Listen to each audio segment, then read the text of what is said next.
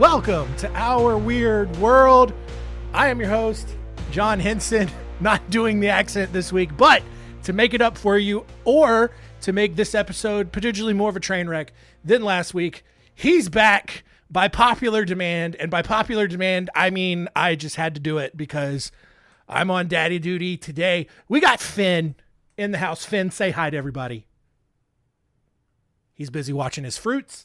The little sensory fruits on the TV. That is just like heroin for babies. So that's just what that's going to be. He might chime in here and there. But today, part 2 of serial killers from around the world in Australia. We got 3 more stories looking at Ivan Milat. Ivan Milat, Paul Denyer. And our first one will be of David Birnie.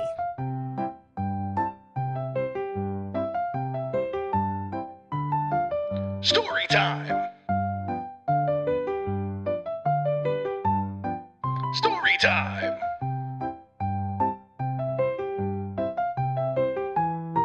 Story time?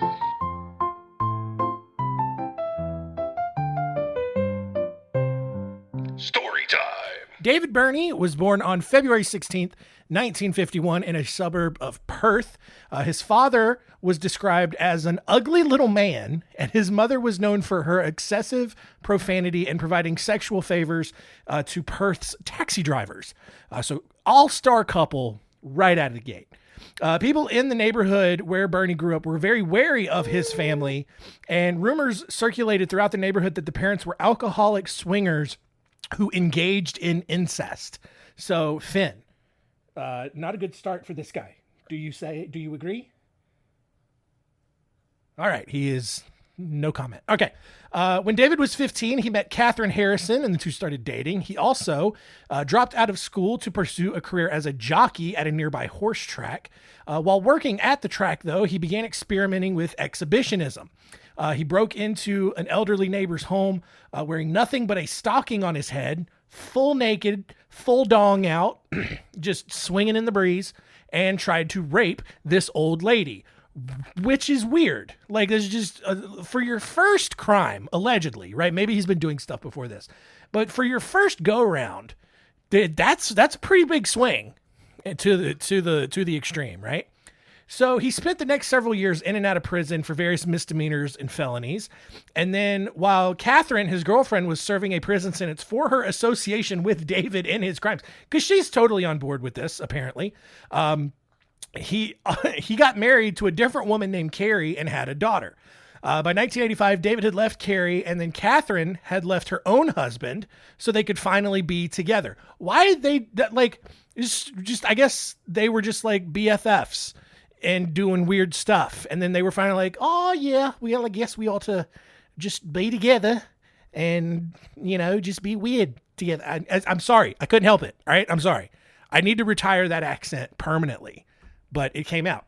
Anyway, the two, who were both sex addicts, then began figuring out how to bring their own fantasies to life. I said the sex word right next to my baby. What kind of father am I? Oh, it's going to get worse. On October 6th, 1986, David and Catherine invited 22-year-old Mary Nielsen to their home. Mary had previously met David at the scrapyard where he worked, and for some reason, thought it was a great idea to just go over to his house. David immediately gagged and chained her to his bed and then raped her while Catherine watched, because she was apparently into that sort of thing. The couple then drove Mary out to Glen Eagles National Park, where David raped her again before strangling her to death with a nylon cord. 2 weeks later, the couple abducted 15-year-old Susanna Candy as she hitchhiked along the highway. To avoid any sort of police suspicion, the couple forced Candy to send letters to her wealthy family, assuring them that she was all right and definitely hadn't been kidnapped by a couple of sex addicts. As with Mary, Susanna was chained to the bed and raped repeatedly while, Catherine watched. There's so many names, I can't remember them. This time he tried strangling her again, but then this 15-year-old girl, this dumb girl, became so hysterical. The nerve of her to become hysterical as David tried strangling her, which is honestly pretty expected. David then forced her to take sleeping pills and then just strangled her to death in her sleep. So I guess that's a little bit nicer, right? Like, if you're going to kill somebody, don't kill them while they're awake. Let them die in their sleep. That's the best way to go. On November 1st, the couple abducted 31-year-old Noeline Patterson. After the standard raping that David did. He did plan to kill her, but then he developed an emotional attachment to her. And this made Catherine jealous, and she demanded that David kill her, or she was just going to kill herself. So David immediately stuffed Noeline full of sleeping pills and strangled her again in her sleep. So he's like silver linings, right? Like at least he's being nice about his murders. 4 days later, they abducted 21-year-old Denise Brown. After being raped, she was taken into the forest, raped again, and then stabbed in the neck while awake, presumably. The couple then dug a shallow grave and tossed her in and thought that was all done. However, like some weird Australian zombie movie, Denise just rose up from the grave while David and Catherine were just kind of standing over it like, oh yeah, we've got it done. No, they didn't. And this zombie, she's not a zombie. She was still like totally alive, but she just like a zombie just comes up out of the grave. And so David, he panics and bonks her on the head twice with an axe and reburies her. And I think that killed her. You think that killed her? He doesn't care. He's just enthralled by the fruits. It's a dancing pineapple and a dancing watermelon right now. I have it on mute, and it's working surprisingly well. I think he just likes the motion and the colors. Anyway, the pineapple got replaced by a lemon. Anyway, I'm not doing play-by-play on the fruit. The next week, 17-year-old Kate Moyer, probably Moyer. 17-year-old Kate Moyer was kidnapped at knife point. She was forced to dance for the couple and then slept in their bed while she was handcuffed to David. However, she escaped before David could rape and murder her and eventually made her way to a vacuum shop where she was able to call the police. Although police were initially skeptical because women always blow things out of proportion. Am I right, fellas? They went over to the Birnie's house anyway, just to check on it, just to see like, okay, we're just, making sure we're doing our job. You guys aren't raping and murdering women, are you? Well, David quickly confessed when they arrived and revealed where he had buried his 4 victims. The couple was sentenced to 4 life terms each, and then David hanged himself in his cell on October 7th, 2005. Our next story here is of Ivan Milat, who was born on December 27th, 1944 in New South Wales. He was the 5th child born to a Croatian immigrant who then married a 16-year-old girl and immediately got to baby making, amassing a litter of 14 total children. That's a lot, right? 1 right now is too much for me, but 14 of them? Couldn't imagine. Because it's impossible to keep track of that many kids, Ivan, along with several of his brothers, often got into trouble with the local police. By age 17, he was spending time in a juvenile detention center for theft, and then 2 years later, he was sentenced to 18 months in prison for breaking and entering. A month after his release on this sentence, he was arrested for driving a stolen car and was sentenced to 2 years of hard labor.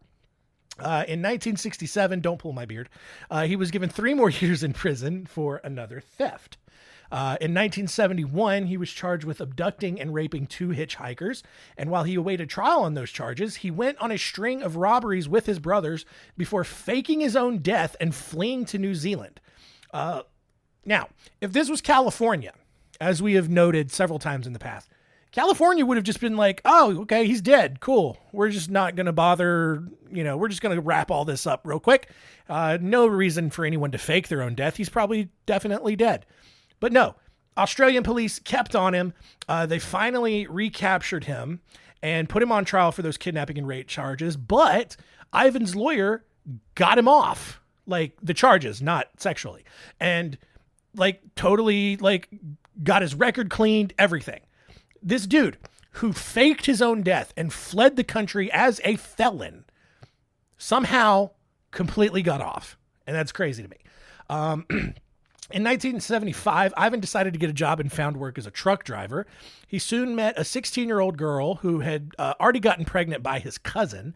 The two ended up marrying each other in 1983, but divorced 6 years later because Ivan kept beating her. So that's good.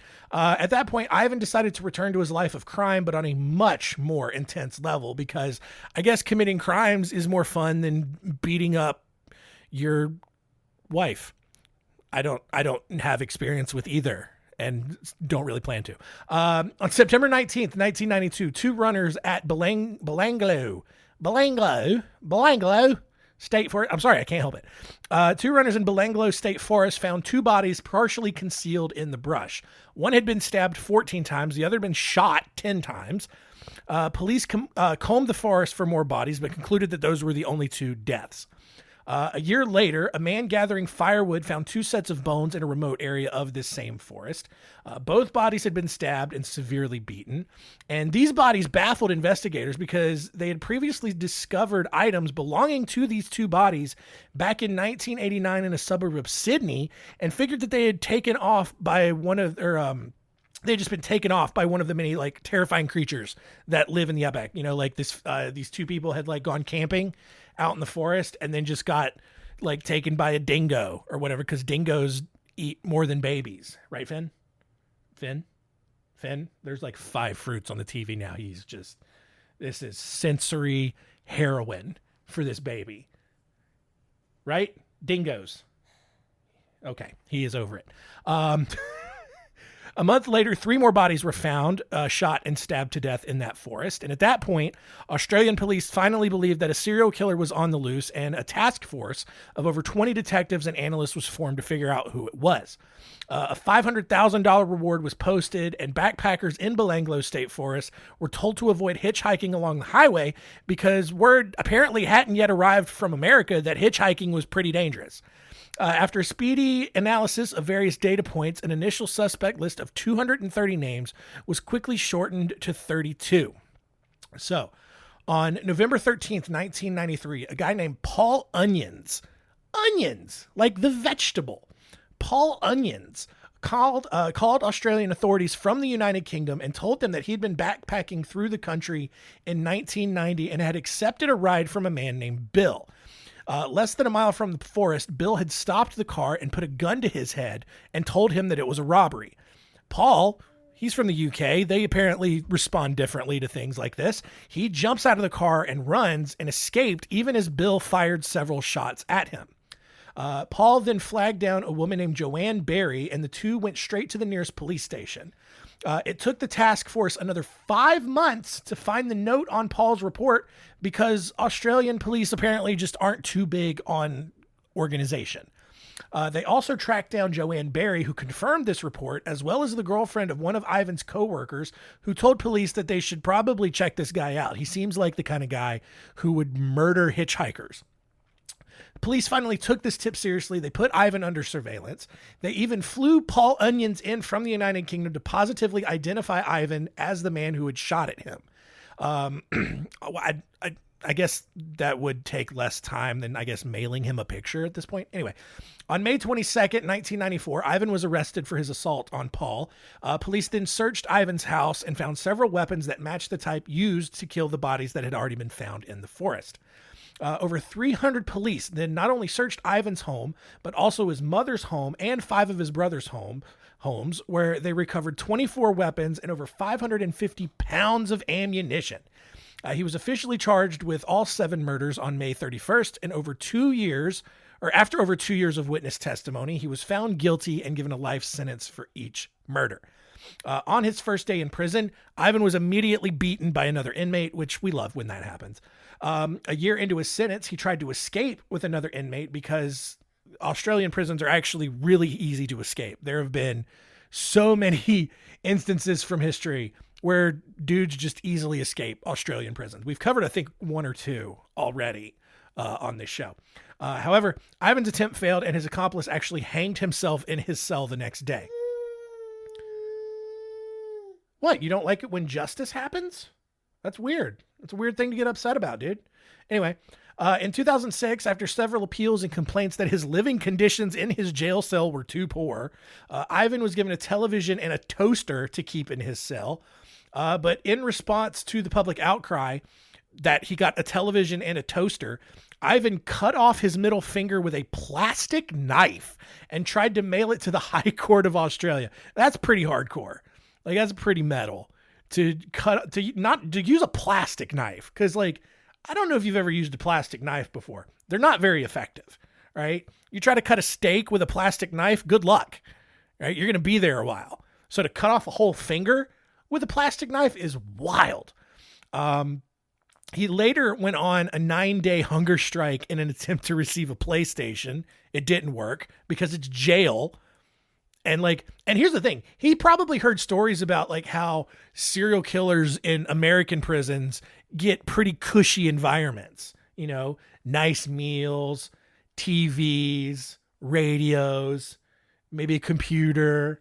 And Ivan's like, yeah, I want that. Yeah, right. I get it. But no, he didn't. So he tried to like throw a fit, didn't get him. He died of esophageal and stomach cancer on August 27th, 2019. Our final story here. This one's frustrating. Paul Denyer was born on April 14th, 1972 to British immigrants in a suburb of Sydney. As a child, Paul had difficulty fitting in, leading to issues with schoolwork and self-confidence, which was made even worse when he gained a ton of weight as a teenager. Been there. When he was 11, he slashed the throat of the family cat and hanged it from a tree, which is almost a surefire sign that you are a psychopath.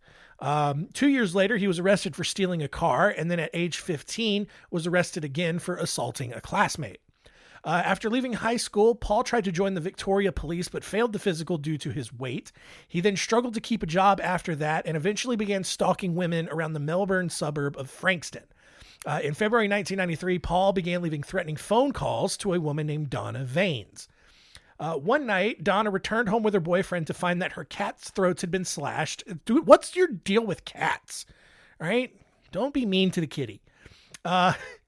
Donna also found cutouts from pornographic magazines all over the floor and the words, "Donna, you're dead," smeared in blood on the wall. And you talk about a horror movie scene.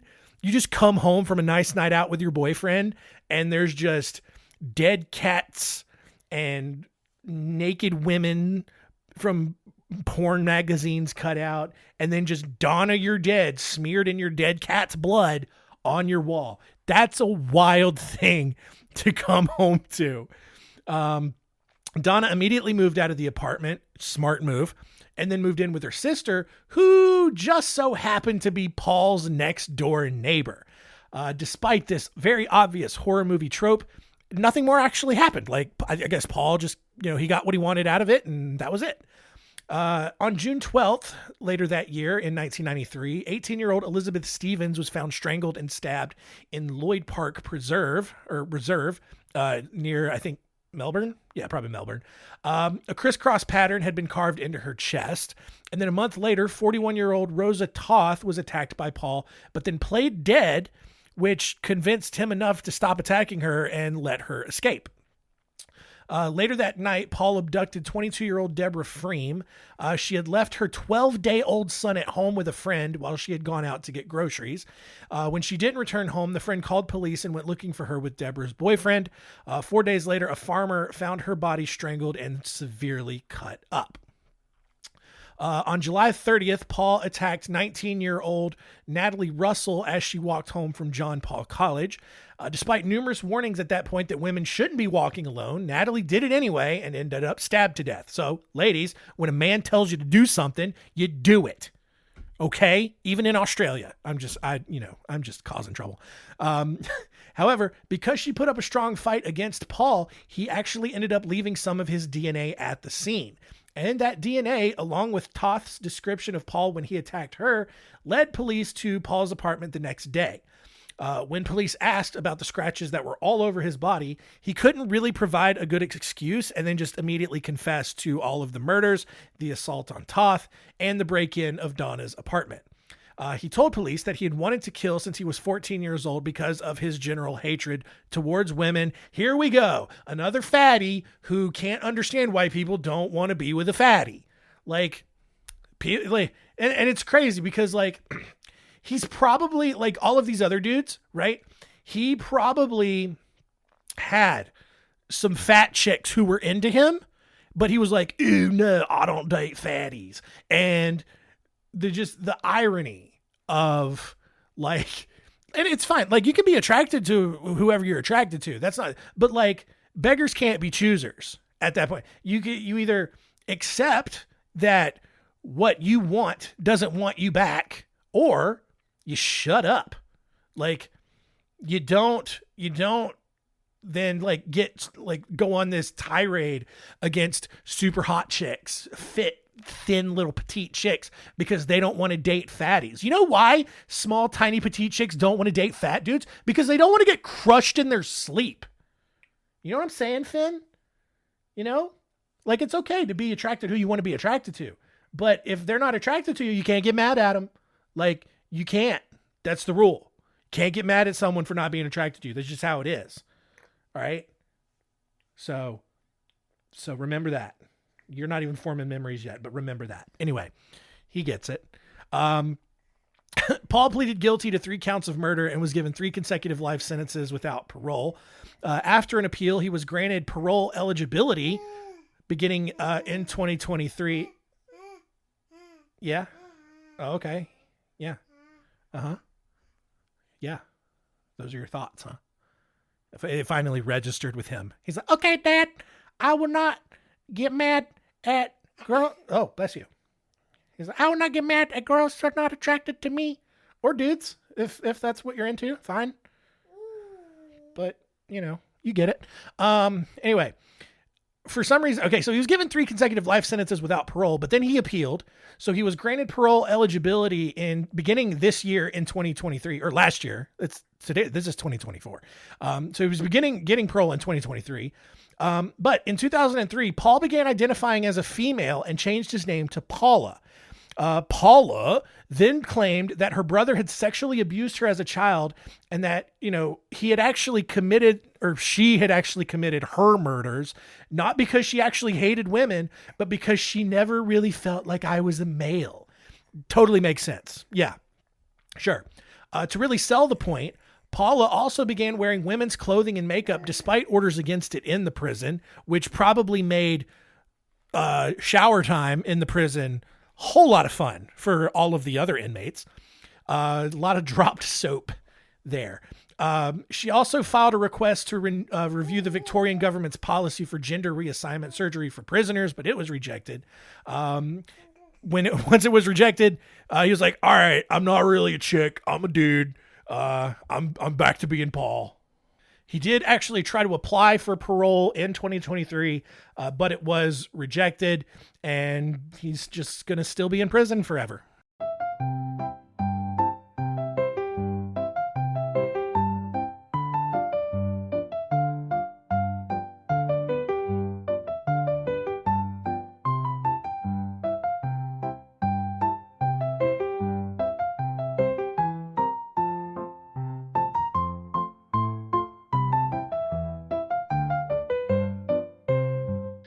There you go. Serial killers from around the world. The second part from Australia in the books. Finn, you made it through another podcast. High five. High five. Don't leave me hanging. High five. High five. You're just staring at me. Dad, why are you so weird? Why are you talking out loud to nobody? High five. Yeah, there you go. Kind of weak, but we're working on it. We're working on it. So yeah, let's recap and see what we learned today.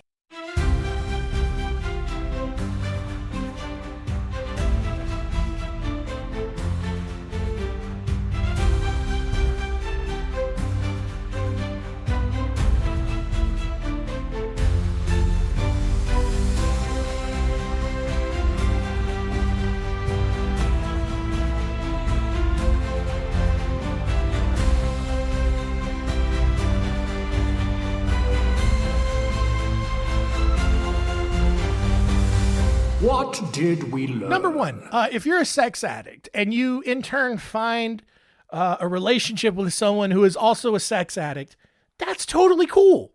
All right. You can be like David Birnie in that regard, but don't murder people. Don't rape women who are chained to your bed. That's not okay. All right. That's the bad part. Right. You can do all that other stuff, but don't kidnap and rape women, chained to your bed. That's mean. That's rude. All right. Number 2, Ivan Milat capitalized on the fact that Australians in the 1980s still thought hitchhiking was totally safe, murdered like 7 people in a remote forest, and almost got away with it, but Paul Onions, he remembered, he got away and ended up helping get Milat arrested. And number 3, Paul Denyer, a.k.a. Paula Denyer, just a real butthole because he was a fatty and women didn't like him and he couldn't accept that. And Finn is not going to grow up and be mad at women. Oh, thank you. Don't spit up on me, please. That's on your leg. It is dangerously close to my shirt. I'm going to wipe it up with your shirt. And crisis averted.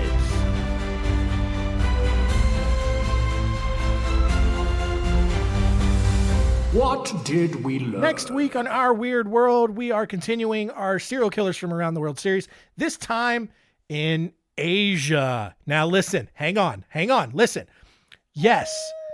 Well, but you don't even know what I'm going to say. Yes, the Japanese accent will probably make an appearance. I don't care what you think, mister. The Japanese accent's probably coming back, and probably the Indian accent as well, because we got 4 stories.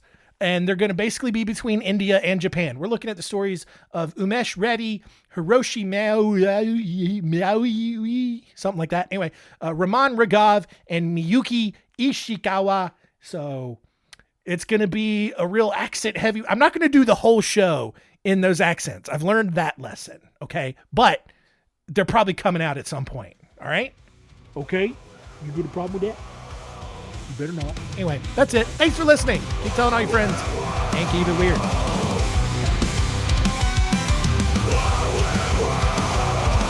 This is a podcast